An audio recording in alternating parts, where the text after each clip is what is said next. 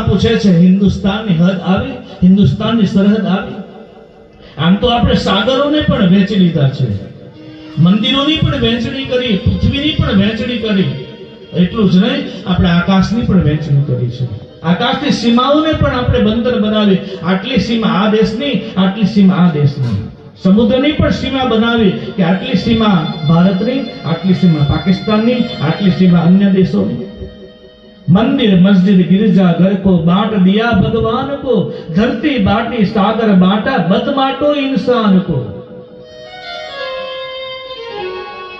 ધરતીને પણ આપણે વહેંચી દીધી છે, સાગરને પણ વહેંચો, આકાશને તો બાકી રાખી, પછી તો આકાશની પણ સીમા બાંધી. તો એ નીરુમાં પ્લેનની અંદર મુસાફરી કરે અને વારંવાર પૂછે છે, ભારતની સરહદ આવી, હિન્દુસ્તાનની સરહદ આવી?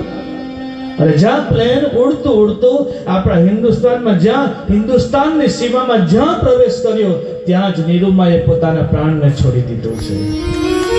કારણ કે માને પણ ઈચ્છા હતી કે મારા હિન્દુસ્તાનની ધરા ઉપર જઈ અને મારો પ્રાણ છોડવો છે. આ છે આપણે હિન્દુસ્તાનની ધરતી. આ ભૂમિ ઉપર જેટલા જીવો જન્મ્યા છે ને એ સામાન્ય નથી. એ બચ્ચે બચ્ચે રામ હે, બચ્ચે બચ્ચે કૃષ્ણ હે. દરેક દીકરીઓનો જન્મ થાય છે ને એ ભગવતી જગદંબાના રૂપમાં આવે છે.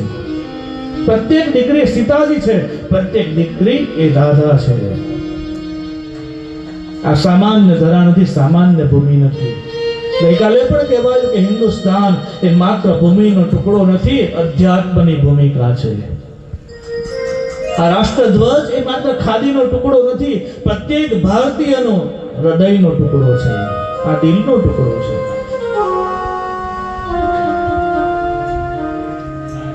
અને એ પ્રયાગરાજમાં